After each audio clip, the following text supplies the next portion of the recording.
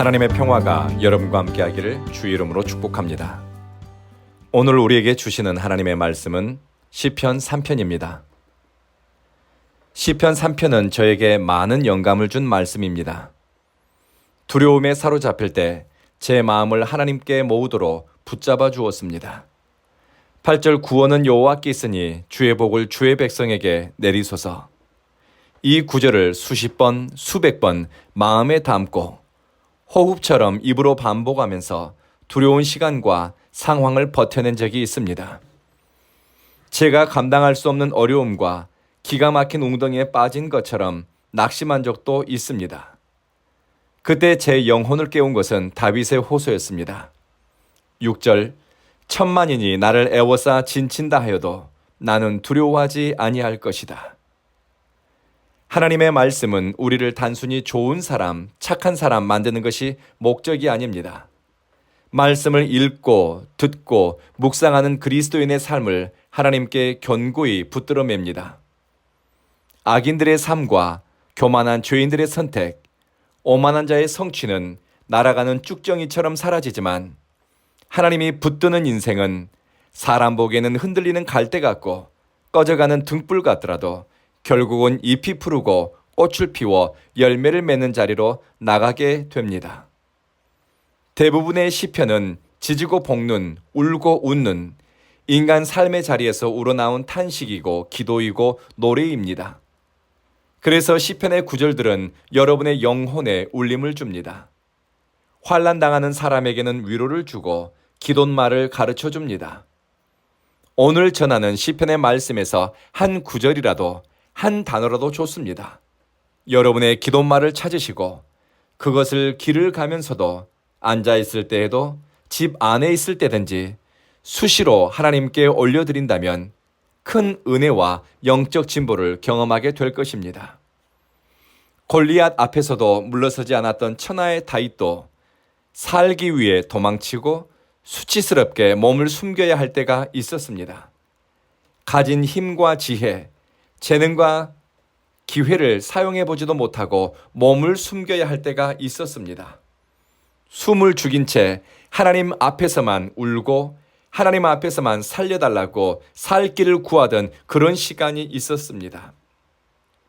바로 아들 압살롬이 쿠데타를 일으켜 칼과 창으로 무장한 군대를 몰아 아버지 다윗을 잡기 위해 추격해 올 때였습니다.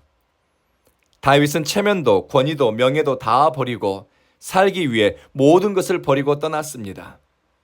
그때 다윗은 깨달았을 것입니다. 다윗성 근사한 것에 살면서 12지파의 통치자로서 자기가 가진 권위와 힘 그리고 명성과 부가 하룻밤 사이에 무너질 수 있다는 것을 말입니다. 얻은 것 같았는데 잡은 것 같은데 하나님이 지켜주지 않으면 내 것이 아닙니다. 소유한 것 같은데 대적이 흔들어대니 허망하게 날아가 버렸습니다. 그러니 자랑할 것이 없습니다. 신앙의 사람들에게 가장 많은 영감을 주는 인물이 다윗입니다. 그는 이스라엘 역사에서 모든 왕들의 표준이고 신앙인의 모범입니다. 하지만 범죄의 결과로 다윗에게 하나님의 징계가 임하자 어젯밤까지 내 것이었던 것을 다 잃고 빈손으로 광야로 내몰리게 됩니다. 그런 기가 막힌 상황에서 다윗은 1절 이렇게 탄식합니다.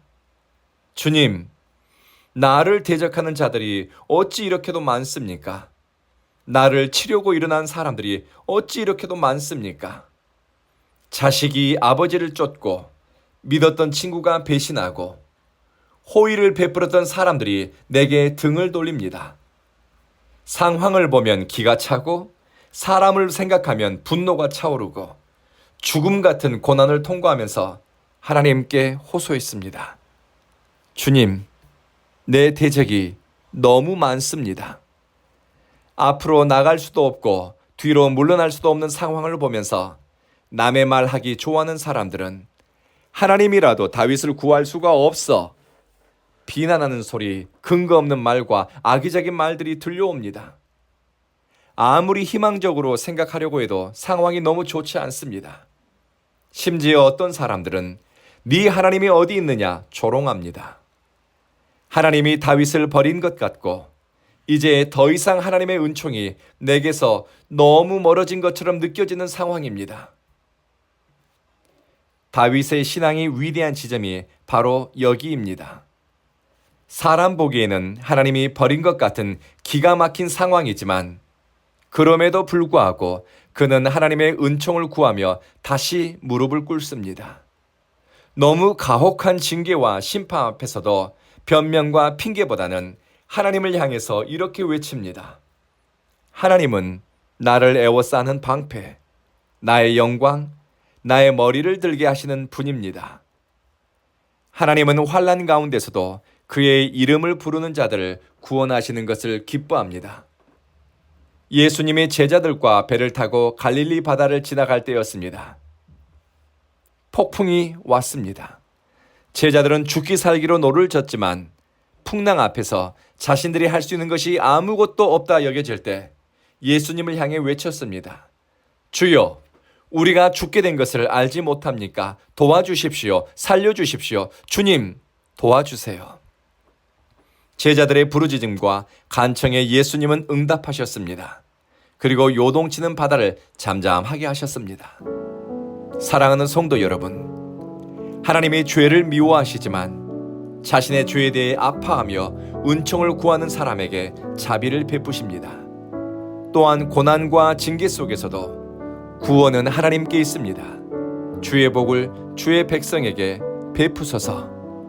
하나님을 바라보는 사람에게 하나님은 인간의 생각과 이치로는 도저히 알 수 없는 복을 베푸시고 은총을 오늘도 허락하십니다. 기도하겠습니다. 자비하신 주님, 주님은 우리를 보호하시는 울타리, 우리의 보잘것없는 인생을 빛나게 하는 영광, 그리고 우리를 존귀하게 세우시는 분입니다. 우리가 누워 곤하게 잠들었다가 이 새벽 깨어나 하나님을 기억할 수 있는 것은 주님이 우리를 붙들어 주셨기 때문입니다. 전쟁과 같은 내 힘으로 어쩔 수 없는 상황, 악인들의 비난과 힘을 앞세운 나쁜 사람들의 물리적인 행사, 혹은 기가 막힌 웅덩이처럼 꼼짝달싹 할 수 없는 처지에 있을 때 우리로 주님을 찾고 주님의 이름을 부르게 하소서. 천만인이 애워싸고 시비를 거는 것 같은 상황에서도 두려워하지 않게 하시며 구원은 하나님께 있으니 우리 마음과 소망, 미래와 계획들을 하나님께 두게 하소서. 사랑하는 주님, 우리 온 교회 성도들에게 성경 말씀으로 기도하고 말씀이 마음에 뿌리 내리고 말씀이 입술의 호흡처럼 반복되어지게 하소서. 감사드리며 예수님 이름으로 기도합니다. 아멘.